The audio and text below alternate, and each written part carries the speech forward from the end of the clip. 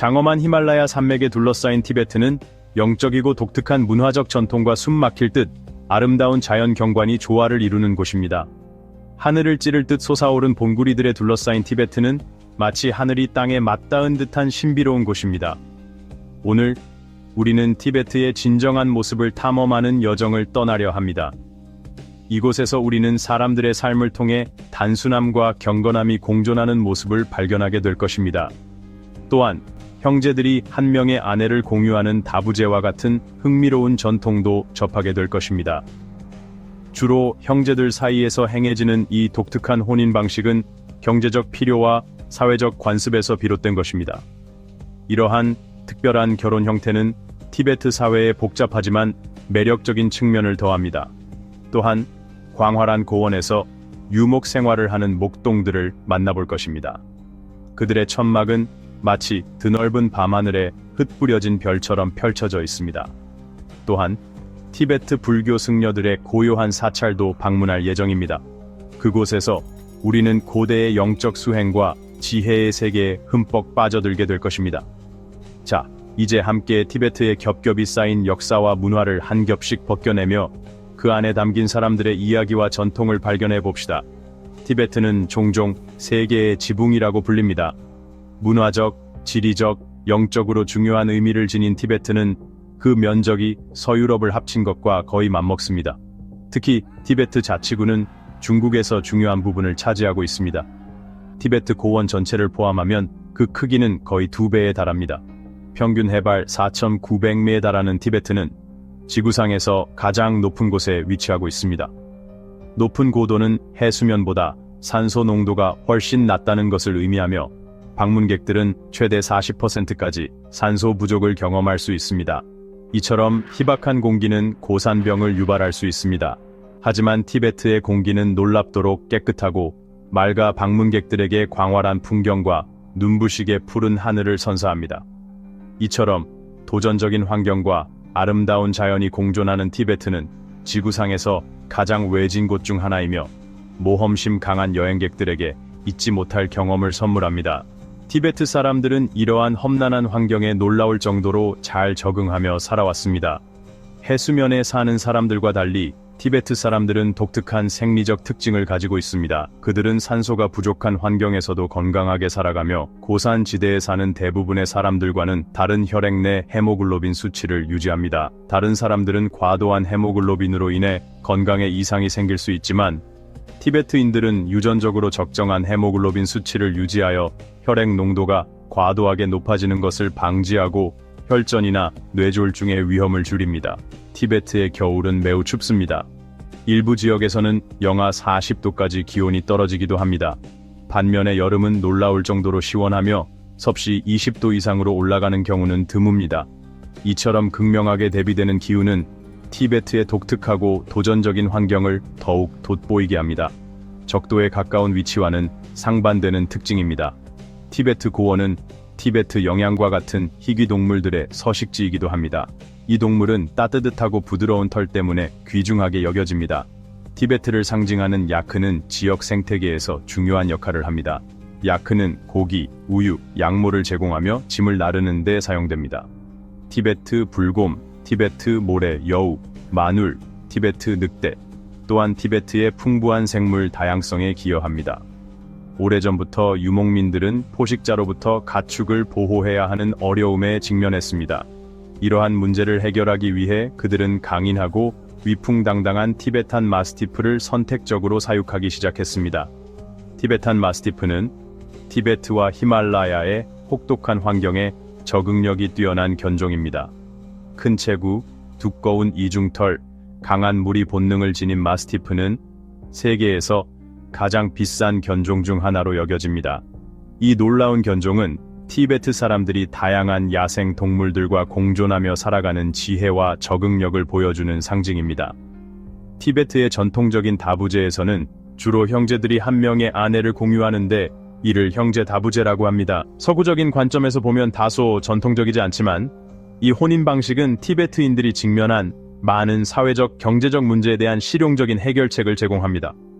티베트 고원의 가혹한 기후와 제한된 경작 가능한 땅은 대가족을 유지하거나 형제들 간에 재산을 나누는 것이 경제적으로 어려워 생존 가능성을 위협할 수 있습니다. 특히 형제들이 하나의 아내를 공유하는 형제간 다부제는 가족을 결속시키고 토지 소유를 보호하는 데 도움이 되었습니다. 이 관습은 자원 관리를 효율적으로 하는 전략으로 경제적 지속 가능성을 보장합니다. 다부제는 또한 중요한 사회적, 가족적 이점을 가지고 있습니다. 그것은 가족 간의 유대감을 강화하고 재산 상속에 대한 갈등을 최소화하며 공동체 책임감과 협력의 강한 감각을 촉진합니다. 이러한 가족 단위에서 모든 자녀는 모든 남편의 자식으로 간주되며 이는 아이들을 양육하는 데 안정적인 환경을 제공합니다. 여러 명의 남성은 아이 양육과 복지에 기여합니다. 아내는 가정을 관리하는 중요한 역할을 하며 가족 문제에서 상당한 영향력을 행사합니다. 경제적으로는 다부제 가족들이 단일 결혼 가정보다 더 부유하고 안정적인 경향이 있으며 이는 여러 남편의 협력 덕분에 토지를 더 효율적으로 사용할 수 있고 더 나은 경제적 결과를 이끌어내기 때문입니다. 역사적으로 중요한 이 관습은 경제적 현대화, 토지 개혁, 이동성 증가와 외부 문화적 규범의 노출 등으로 인해 티베트에서 감소하고 있습니다. 비록 감소했지만 티베트의 다부제는 여전히 인류학자와 사회학자들에게 관심의 대상입니다. 이 관습에 대해 어떻게 생각하십니까? 여러분의 의견은 더 흥미로운 콘텐츠를 만드는 데 큰 도움이 됩니다. 아래에 댓글을 남기고 함께 이야기해 봅시다. 다음에는 티베트의 깨끗한 수원지가 아시아의 주요 강들에 어떻게 영향을 미쳤는지 알아보겠습니다. 티베트의 막대한 수자원은 전 세계에서 중요한 역할을 합니다. 티베트는 북극과 남극을 제외한 세계에서 세 번째로 큰 물과 얼음의 저장소입니다. 이 지역은 놀라운 호수와 강, 빙하가 있어 전 세계 인구의 거의 절반을 위한 생명줄이 됩니다. 세계 인구의 47%가 티베트에서 흐르는 담수에 의존하고 있습니다. 아시아의 물탑으로 알려진 티베트는 여러 주요 아시아 강들의 발원지인 양쯔강, 황하, 인더스강, 메콩강, 브라마푸트라강의 근원지입니다. 이 강들은 티베트 고원의 빙에서 공급되어 여러 나라의 수십억 명의 사람들에게 필수적인 자원입니다. 15,000피트 높이에 위치한 나모호수와 같은 고산 호수는 세계에서 가장 높은 염수 호수 중 일부입니다.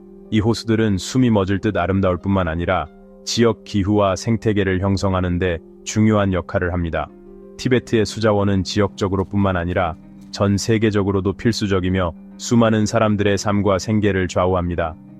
이 물이 풍부한 지역의 섬세한 균형은 다양한 생태계를 유지하고 우리 세계의 수자원 상호 연결성을 강조합니다. 티베트는 고산지대와 차가운 기후로 인해 드문 식물들로 알려져 있지만 그곳에는 특별한 블랙 다이아몬드 사과가 자생하고 있습니다. 이 사과는 강렬한 자외선에 의해 깊은 보랏빛, 거의 검은색의 껍질을 가지고 있으며 그 외모뿐만 아니라 탁월한 즙과 단맛이 특징입니다. 그 맛은 달콤함과 시큼함의 완벽한 균형을 이룹니다. 까다로운 재배 환경과 제한된 생산량으로 인해 이 사과는 고급 과일로 명성이 높습니다. 매우 드물고 비쌉니다. 가격은 시장과 계절에 따라 한 개에 17달러에서 120달러 사이로 형성됩니다. 이제 티베트의 흥미로운 역사와 티베트 국기의 중요성에 대해 알아볼 준비가 되셨나요? 계속하기 전에 여러분께 특별한 10초 요청을 드리겠습니다. 도움이 될 수 있다면 구독 버튼을 눌러주세요. 정말 큰 도움이 됩니다. 그렇게 해주시면 제 팀과 저는 여러분을 위해 이 쇼를 더욱 멋지게 만들기 위해 최선을 다할 것입니다. 여러분, 안녕하십니까? 티베트 민족의 기원은 토착 신앙인 본교와 고대 중국 문화의 영향이 혼재된 독특한 문화적 배경에서 시작됩니다. 베일에 쌓인 티베트의 초기 역사는 주로 구전 전통과 후대에 기록된 불교 경전을 통해 전해지고 있습니다. 마치 단군 신화처럼 말입니다. 티베트 역사의 기록은 7세기 티베트 문자의 도입과 함께 본격적으로 시작되었습니다. 훈민정음 창제처럼 문자는 역사를 기록하는 중요한 도구였습니다. 이 문자 체계는 티베트의 풍부한 문화적, 역사적 유산을 보존하는 데 매우 중요한 역할을 했습니다. 팔만대장경처럼 귀중한 기록들을 남길 수 있게 해주었죠. 고대 티베트는 광대한 무역 네트워크의 중심에 위치했습니다. 실크로드의 요충지에 자리 잡은 티베트는 동서양을 잇는 가교 역할을 하며 마치 과거 개성상인처럼 활발한 무역 활동을 펼쳤습니다. 특히 7세기 티베트 제국의 등장은 티베트를 중요한 상업 중심지로 발돋움하게 했습니다. 송첸간포 왕의 통치 아래 티베트는 눈부신 발전과 막강한 영향력을 행사했습니다. 세종대왕처럼 송첸간포 왕은 티베트 역사에 큰 획을 그은 인물입니다. 마치 세종대왕처럼 송첸간포는 티베트 역사에 큰 업적을 남긴 인물입니다. 그는 라싸를 티베트 제국의 수도로 정하고 마치 조선의 한양처럼 중요한 도시로 발전시켰습니다. 또한 티베트 최초의 불교 사원인 조캉 사원과 라모체 사원 건설을 주도했습니다. 불국사 건립처럼 불교 전파에 큰 영향을 미쳤습니다. 이 시기에 티베트 문자와 화폐 제도가 발달했는데 마치 조선시대처럼 새로운 문물들이 도입되었습니다. 이는 중앙 집권적 행정체제 확립의 기반이 되었습니다. 11세기부터 티베트에서는 불교, 특히 수도원 불교의 영향력이 크게 확대되었습니다. 마치 고려시대 불교의 번창처럼 수많은 승려들이 수행과 학문에 매진했습니다. 수많은 불교 학당과 수도원들이 설립되었고 향교처럼 교육과 문화의 중심지 역할을 했습니다. 이는 티베트 사회 전반에 큰 영향을 미쳤습니다. 수도원은 종교적인 역할뿐만 아니라 학문 연구, 예술 창작, 그리고 지역 공동체의 구심점 역할을 수행했습니다. 마치 서원처럼 말입니다. 14세기 이후 달라이라마는 티베트의 정신적 지도자이자 세속적 지도자가 되었습니다. 20세기에 들어서 티베트는 큰 격변의 시대를 맞이했습니다. 특히 중국과의 갈등이 심화되면서 티베트는 독립을 선언했지만 국제사회의 폭넓은 지지를 얻지는 못했습니다. 1950년 중화인민공화국은 티베트를 장악했고 이후 티베트는 급격한 정치적, 사회적 변화를 겪게 되었습니다. 1959년 티베트 봉기 이후 달라이라마는 인도로 망명하여 다람살레 망명 정부를 수립했습니다. 이 사건은 티베트 저항 운동의 전환점이 되었으며 티베트의 자유를 위한 국제적 연대 운동의 시작을 알리는 계기가 되었습니다. 1995년 중국 정부는 불교를 중국에서 널리 행해지는 종교로 인정하면서 자신들이 지명한 판첸 라마를 임명했습니다.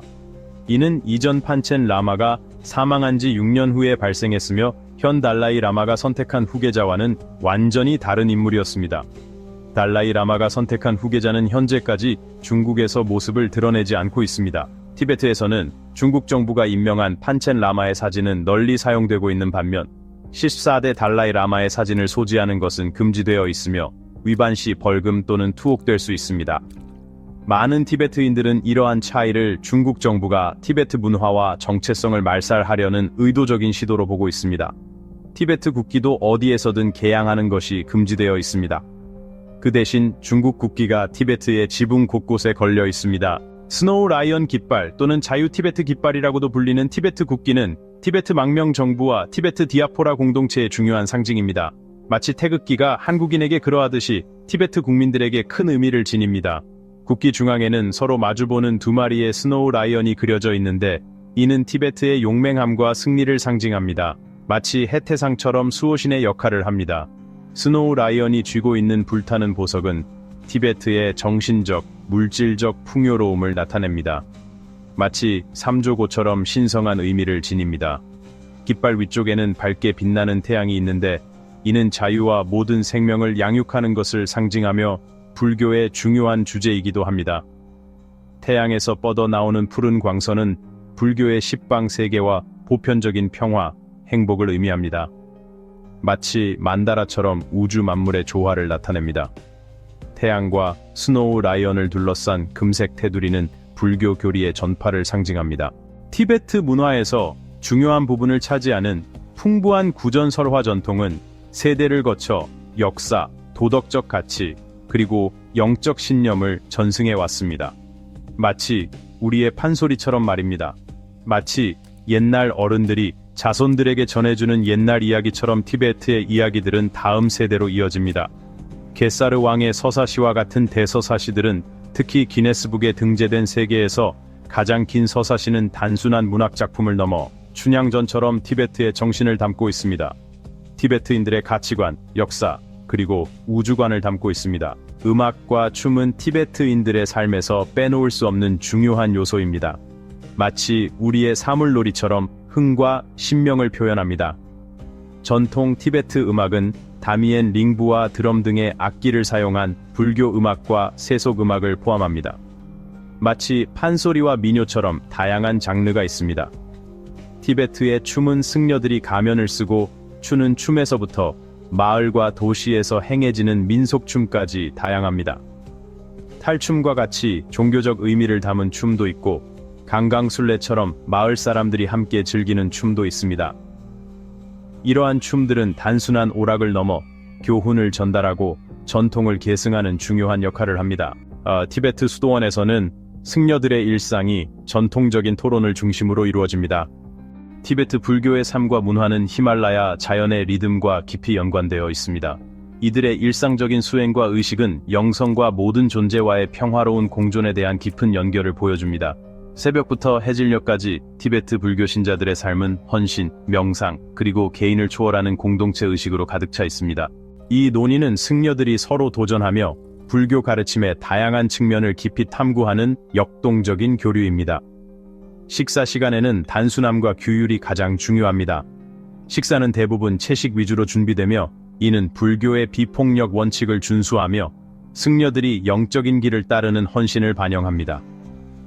티베트 수도원에서 오후 시간은 개인 학습, 명상, 그리고 공동 의식에 헌신됩니다. 이 의식들은 찬송, 음악 공연, 복잡한 모래 만다라의 창작 등을 포함하며 그들의 일상의 중요한 부분을 차지하며 영적인 변화를 상징합니다. 밤이 되면 승려들은 저녁 기도와 명상을 위해 모여 하루를 되돌아보고 휴식을 준비합니다. 1년 내내 만달람 기도 축제와 같은 의식과 행사들은 티베트 수도원의 영적인 풍요를 더하며 그들의 전통과 신념의 깊이를 강조합니다. 일반적인 인식과 달리 티베트의 수녀들은 아나라고 불리는 대규모 공동체에서 살아갑니다. 이 여성들은 티베트 불교에 헌신하며 남성 승려들의 삶과 매우 유사한 생활을 합니다. 주로 수녀원에 거주하며 이들은 영적 성장과 지역 사회를 위한 봉사에 깊이 헌신합니다. 그들의 일상과 영적 활동은 남성 승려들과 거의 동일하지만 더 작고 고립된 공간에서 생활합니다. 수녀가 되기로 결정하는 것은 종종 깨달음과 세속적인 고통에서의 해방에 대한 강한 욕구에서 비롯됩니다. 티베트 문화에서 점성술, 즉 TSE는 중요한 역할을 합니다. 이 점성술 차트는 사람의 정확한 출생 시간과 날짜를 바탕으로 정밀하게 작성됩니다. 이 차트는 개인들이 삶을 살아가는 데에 도움을 주며 예측을 제공하고 중요한 결정을 내리는 데에 도움을 줍니다.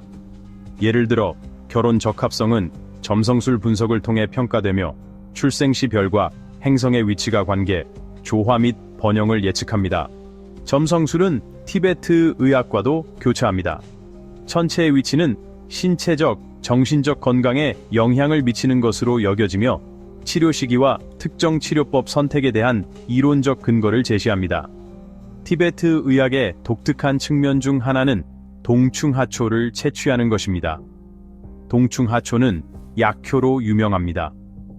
동충하초는 해발 고도가 높은 지역에서 자라며 애벌레에서 자라는 독특한 생물입니다.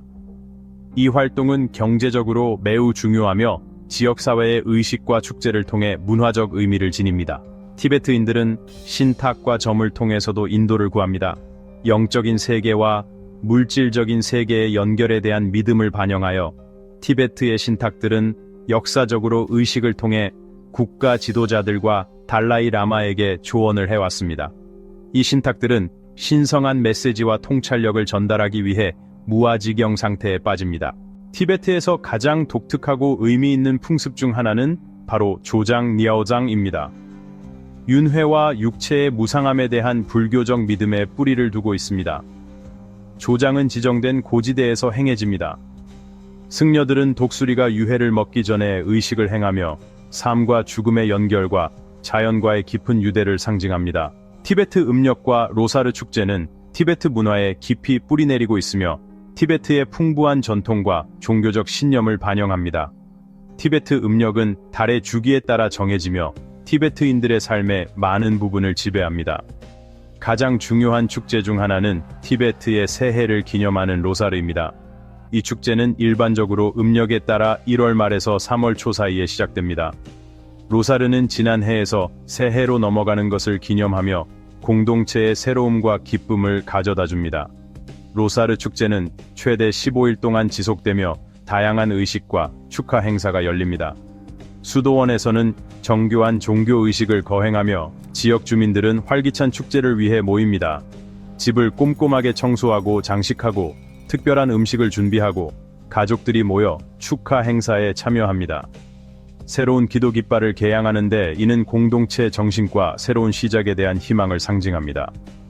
일부 지역에서는 이 축제 기간 동안 젊은 여성들이 관광객들과 밤을 보내는 독특한 풍습이 있습니다. 새해의 행운과 축복을 가져오는 방법으로 여겨지는 이 전통은 논란이 있지만 그들의 문화적 풍경에서 중요한 부분을 차지하며 다양한 사회가 변화와 재생을 어떻게 받아들이는지를 보여줍니다.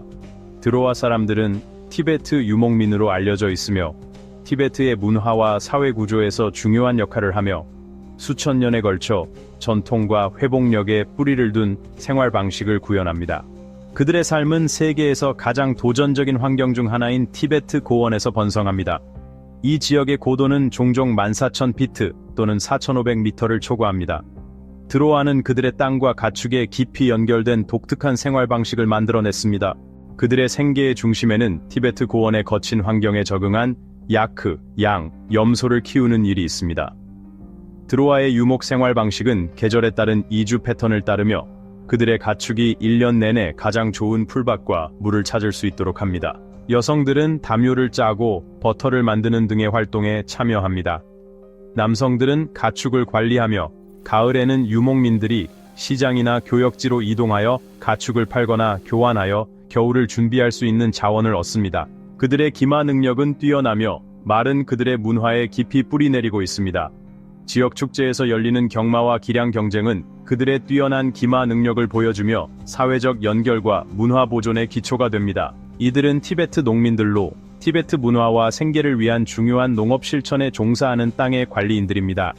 티베트 농민들의 삶은 주로 농업 달력에 따라 이루어지며 이는 식물 재배, 돌봄, 수확의 주기로 구분됩니다. 티베트 농민들의 전통적인 집은 현지에서 구할 수 있는 재료인 돌과 나무로 지어지며 두꺼운 벽과 작은 창문으로 혹독한 기후에 대비합니다. 집 안에는 다채로운 티베트 직물이 장식되어 있고 중앙 벽난로는 중요한 중심 역할을 합니다. 그러나 티베트 농민들은 현대화와 세계화로 인한 도전에 직면해 있습니다. 젊은 세대는 교육과 직업 기회를 찾아 도시로 이동하고 있습니다. 이러한 추세는 전통적인 생활 방식을 변화시키고 농업 지식이 사라질 위험을 내포하고 있습니다. 그럼에도 불구하고 농민들은 문화유산을 지키며 적응하는 회복력을 보여줍니다. 여성들은 농업에서 중요한 역할을 하며 가정 관리와 책임을 남성과 동등하게 분담합니다. 하지만 도시 티베트는 다른 이야기를 전합니다. 특히 라사, 시카즈, 장시와 같은 도시에선 전통적인 수도원과 사원이 현대적인 인프라와 함께 자리 잡고 있어 티베트 사회의 급격한 성장을 보여줍니다. 도시 주민들은 다양한 직업에 종사하며 이는 다양한 경제를 반영합니다. 더 나은 교육과 기술 접근을 통해 많은 도시 주민들이 관광, 교육, 보건, 행정 분야에서 일하고 있습니다. 젊은 세대는 티베트 전통 사회에서 한때 드물었던 기술과 비즈니스 분야에서 경력을 쌓아가고 있습니다. 모모, 툭파, 버터차와 같은 전통적인 음식은 여전히 인기가 있지만 도시 지역에서는 다양한 국제적인 요리도 제공됩니다. 식당과 카페는 지역 주민과 관광객을 위해 중국, 인도, 네팔, 서양의 맛과 전통적인 티베트 음식을 혼합한 요리를 제공합니다. 관광은 이러한 도시 지역에 큰 영향을 미치며 전 세계에서 방문객들이 티베트의 독특한 문화와 숨막히는 풍경을 경험하기 위해 찾아옵니다. 도시화가 진행됨에 따라 오염과 폐기물 관리와 같은 환경 문제가 더 두드러지게 나타나고 있습니다. 많은 도시 티베트인들은 자연 환경을 보존하기 위해 환경 보호와 지속 가능한 생활에 헌신하고 있습니다. 먼저 상징적인 포탈라 궁으로 떠나봅시다. 이 멋진 건축 걸작은 단순히 시각적인 경이로움을 넘어서 티베트 불교에 존경받는 상징입니다. 포탈라 궁은 라사의 스카이라인을 지배하며 그 웅장함과 영적인 중요성으로 방문객들을 사로잡습니다. 근처에는 조캉 사원이 있습니다. 조캉사원은 티베트의 영성의 중요한 기초로 원래 왕실의 지참물로 티베트에 가져온 부처상을 보관하기 위해 세운 곳입니다. 조캉사원은 수세기에 걸쳐 여러 채플, 성소, 기도실로 확장되어 각기 다른 영적 에너지가 넘쳐 흐르는 장소입니다. 라사의 중심지인 바르코르 거리로 가면 활기찬 티베트의 생활을 만날 수 있습니다. 이 고대 거리는 단순히 주요 도로가 아니라 중요한 순례길의 일부로 수많은 신도들의 발자국과 기도가 살아 숨쉬는 곳입니다. 짧은 여행을 떠나 라사의 외곽에 위치한 평화로운 시라 수도원에 도달합니다. 이 역사적인 장소는 티베트의 훌륭한 대학 수도원 중 하나로 학문적이고 사색적인 분위기로 유명합니다. 시라 수도원의 학문적 분위기에서 우리는 노르블링카로 이동합니다. 노르블링카는 18세기 7대 달라이 라마의 통치 기간 동안 건설되었으며 1959년까지 역대 달라이 라마들의 여름 궁전으로 사용되었습니다. 그 아름다운 정원과 역사적인 건물은 평화로운 휴식처를 제공합니다. 노르블링카를 지나면 드라푼 수도원이 있습니다. 여러 대학으로 나뉘어 각각 불교 철학과 실천의 다른 측면을 다루는 드라푼 수도원은 학문적이고 영적인 분위기가 가득합니다. 라사의 드롱 계곡에 위치한 윈블라캉 궁전은 티베트에서 가장 오래되고 신비로운 장소 중 하나로 티베트 최초의 건물로 여겨지며 티베트 문명의 기원으로 간주됩니다. 라사에서 남서쪽으로 가면 거대한 역사적인 도시가 있는 낭 계곡을 찾을 수 있습니다. 전통적인 티베트 가옥, 자갈길, 그리고 북적이는 시장이 있는 이 도시는 티베트 사람들의 일상생활을 엿볼 수 있는 살아있는 박물관처럼 보입니다. 오늘의 영상을 즐기셨다면 좋아요를 눌러주시고 채널 구독도 잊지 마세요.